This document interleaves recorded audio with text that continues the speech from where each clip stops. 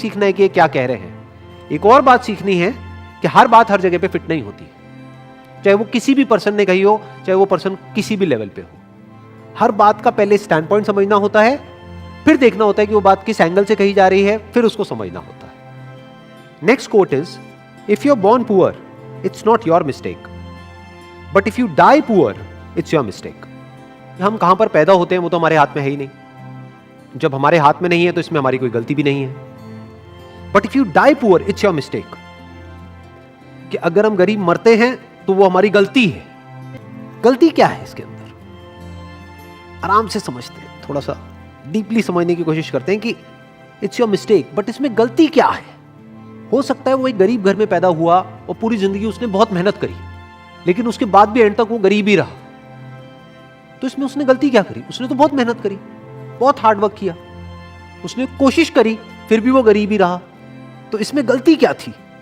उसने सीखने की कोशिश नहीं करी उन लोगों से जो ऑलरेडी अमीर थे या अमीर है, कि अमीर कैसे होते हैं। बस ये गलती करी, और कोई गलती नहीं करी। इंसान के पास में एक पावर है जो जानवरों के पास में नहीं है। वो पावर क्या है? The power of thought, the power of thinking, the power of learning. कि इंसान सीख सकता है। किससे सीख सकता है?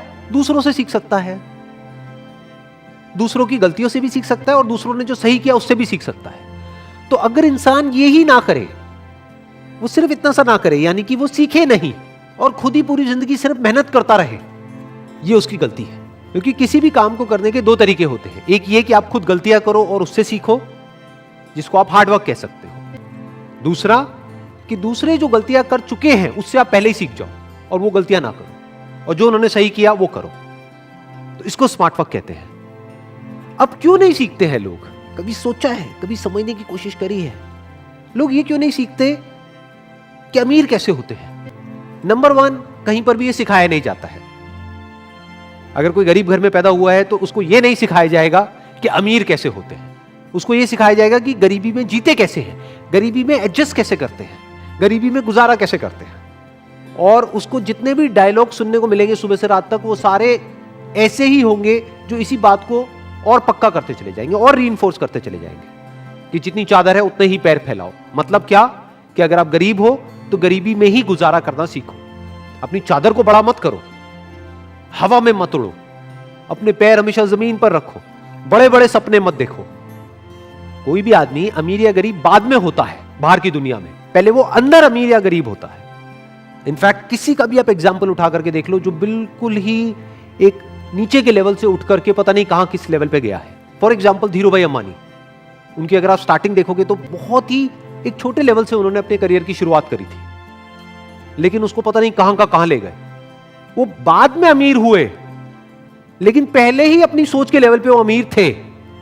यानी पहले वो सोच के लेवल पर अमीर हुए, बाद में बाहर अमीर हुए। ऐसा ही सबके साथ होता है। पहले हम अंदर से अमीर होते हैं, बाद में बाहर अमीर होते हैं। अब अंदर से अमीर कैसे होते हैं और अंदर से गरीब कैसे होते हैं? अगर अंदर ऐसे थॉट्स हमारे माइंड में जाएंगे जिसको हम एक्सेप्ट कर लेंगे, जो थॉट्स हमको आगे नहीं बढ़ने देते हैं, तो वो हमको गरीबी की तरफ ले जाएंगे। और कुछ ऐसे थॉट्स होते हैं जहां से आपका दिमाग खुलता है और आप कहते हो कि अच्छा ये पॉसिबल है कि ये आदमी मेरे से भी एक नीचे वाले लेवल से उठ करके इस लेवल पे पहुंच गया, इसका मतलब इसके लिए पॉसिबल है तो मेरे लिए भी पॉसिबल है। तो ये थॉट्स आपको अमीरी की तरफ ले जाते हैं at the level of your thought. अब पहले आदमी यहां अमीर होता है, बाद में बाहर अमीर होता है। बिल्कुल इसी तरह से जैसे पहले यहां गरीब होता है, बाद में बाहर गरीब होता है। तो ये गलती करी उस इंसान ने। उसको सीखना चाहिए था, उसको कुछ बुक्स पढ़नी चाहिए थी। फॉर एग्जाम्पल एक बुक है think and grow rich by Napoleon Hill. ये बुक कैसे लिखी गई थी? आज से बहुत साल पहले लिखी गई थी। जो ऑथर है वो गए और जा करके मिले ऐसे बहुत सारे लोगों से जिन्होंने कुछ एक्स्ट्राऑर्डिनरी लाइफ में अचीव किया है, और उन सब के अंदर कुछ कॉमन ट्रेट्स को नोटिस किया, कुछ ऐसी बातें नोट करी जो हर उस इंसान में थी जो गरीब से अमीर हुआ, और वो सब जो सीखा उसको उस बुक में उतार दिया। कई साल लगे उनको ये रिसर्च करने में और ये बुक को लिखने में, और कुछ घंटे लगने थे ये बुक पढ़ने के लिए, लेकिन 99% लोग नहीं पढ़ते। ये गलती उन्होंने करी। ये जो बुक नहीं पढ़ी ये गलती करी, क्योंकि वो खुद जा करके नहीं मिल सकते उन लोगों से जिन्होंने कुछ एक्स्ट्राऑर्डिनरी अचीव किया है।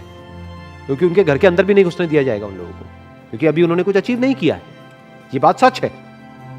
लेकिन उनकी बुक तो पढ़ सकते हैं। सोचो, उस बुक से तो सीख सकते हैं।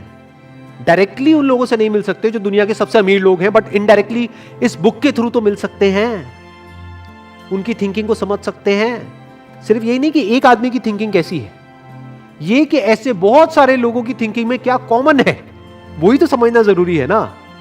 एक्सेप्शंस को समझना जरूरी नहीं है। एक्सेप्शंस को समझने का मतलब क्या कि किसी आदमी की लॉटरी लग गई और वो अमीर हो गया, उसकी बात नहीं करी जा रही इस बुक में। क्या बात करी जा रही है? बिल्कुल ही एक नीचे के लेवल से शुरू किया और पता नहीं कहां पहुंच गए, ये कहा जा रहा है उस बुक में। ऐसी और भी बहुत सारी बुक्स हैं जो लिखी जा चुकी है। अगर कोई आदमी इन सारी बुक्स को पढ़े तो एक बात तो पक्की है, ये पक्का नहीं है कि वो अमीर होगा या नहीं होगा, एक बात तो पक्की है कि उसकी थिंकिंग चेंज होगी, इसमें तो कोई डाउट ही नहीं है ना।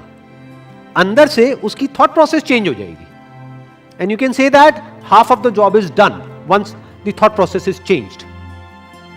आधा काम हो गया, अब बाकी आधा काम उसको खुद करना है। यानी सिर्फ थिंकिंग से भी तो कुछ नहीं होता है ना।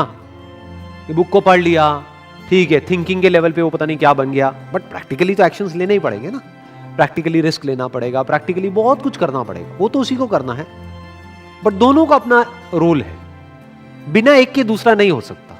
नॉलेज तभी काम की है जब उसको एक्शन में लाया जाए। तो सीखा तो सही, लेकिन उसको प्रैक्टिकली लाइफ में अप्लाई नहीं किया, ये दूसरी गलती। तीसरी गलती, अप्लाई भी किया, यानी जो सीखा उसको प्रैक्टिकली अप्लाई भी किया, लेकिन जब अप्लाई किया तो नहीं सीखा कि अप्लाई कैसे करते हैं।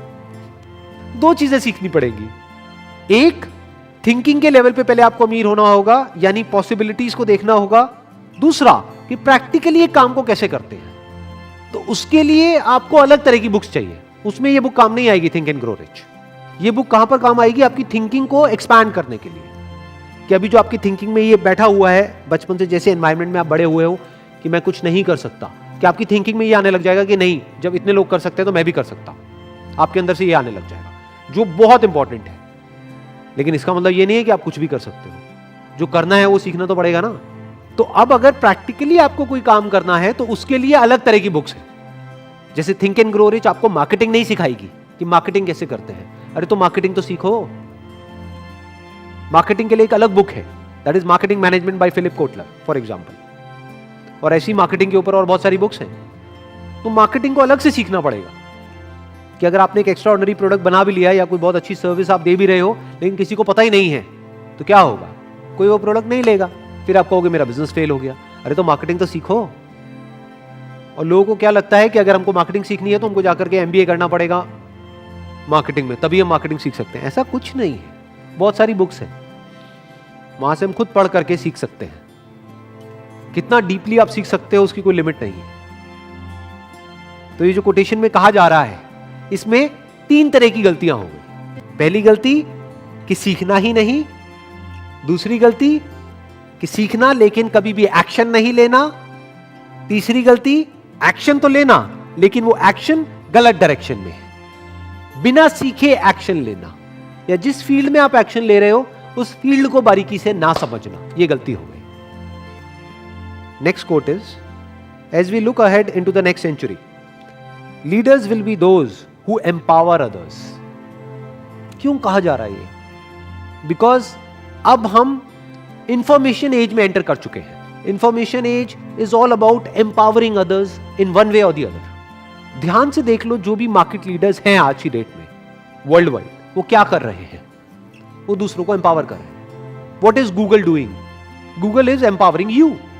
हम जो चाहे, जब चाहे, जहां चाहे वहां पर वो सर्च कर सकते हैं। तो गूगल ने क्या किया? हमको एम्पावर कर दिया कि हम किसी भी इंफॉर्मेशन को कहीं भी बैठे बैठे कभी भी एक्सेस कर सकते हैं। ये मोबाइल फोन क्या कर रहा है, स्मार्टफोन क्या कर रहा है? हमको एम्पावर कर रहा है। सोशल मीडिया क्या कर रहा है? हमको एम्पावर कर रहा है कि हम ऑनलाइन सबसे कनेक्ट कर सकते हैं, पूरी दुनिया से कनेक्ट कर सकते हैं। सोशल मीडिया ने क्या किया है? हर एक के हाथ में पावर दे दी है। कोई भी अब बैठे बैठे कहीं से भी मोबाइल में कुछ भी रिकॉर्ड करके अपनी बात को कह सकता है पूरी दुनिया से। तो एक वे में क्या किया सोशल मीडिया ने? एम्पावर कर दिया हर इंडिविजुअल को, सिर्फ कुछ इंडिविजुअल्स को नहीं। आज से 100 साल पीछे अगर हम चले जाए तो लीडर का मतलब क्या था? जिसके पास में पावर हो, और सिर्फ कुछ लोगों के हाथ में वो पावर थी। बाकी लोग पावरलेस थे। आज हर एक के हाथ में पावर है, हर एक के हाथ में मोबाइल फोन है, तो कोई भी अपनी बात कह सकता है, और अगर उस बात में दम है तो वो बात पूरी दुनिया तक पहुंच सकती है, और पहुंच ही रही है बहुत लोगों की बातें। तो हुआ क्या है, एक इंडिविजुअल एम्पावर्ड हो गया है। आज सिर्फ कुछ सिलेक्टेड लोग नहीं है जिनके हाथ में पावर हो, हर एक के हाथ में पावर है। तो इस इंफॉर्मेशन एज में क्या किया जा रहा है, एम्पावर किया जा रहा है लोगों को। पहले के टाइम में क्या होता था कि ये कंपनी है, अब आप अपने आप को बदलो अगर आपको उसके प्रोडक्ट को यूज करना है तो। ये थी इंडस्ट्रियल एज कि ये हमने गाड़ी बना दी, अगर आप इस गाड़ी को चलाना चाहते हो तो अपने आप को चेंज करो इस गाड़ी के अकॉर्डिंग। वो गाड़ी को उस पर्सन के अकॉर्डिंग चेंज नहीं करेंगे। बट फ्यूचर क्या है, सब कुछ आपके हिसाब से होगा, एक इंडिविजुअल के हिसाब से होगा। Now individual is at the centre, और उस इंडिविजुअल के हिसाब से सब कुछ कस्टमाइज किया जा रहा है। इसको इंफॉर्मेशन एज बोलते हैं। ध्यान से समझो, हम गूगल के अकॉर्डिंग नहीं चल रहे हैं, गूगल हमारे अकॉर्डिंग चल रहा है। जो हमें चाहिए गूगल वो दे रहा है, और किसे चाहिए, हर इंसान को अलग अलग चाहिए, तो हर इंसान को अलग अलग चीजें दे रहा है गूगल, चाहे वो गूगल हो, चाहे फेसबुक हो, चाहे कोई भी हो। It's all about empowering an individual, a person.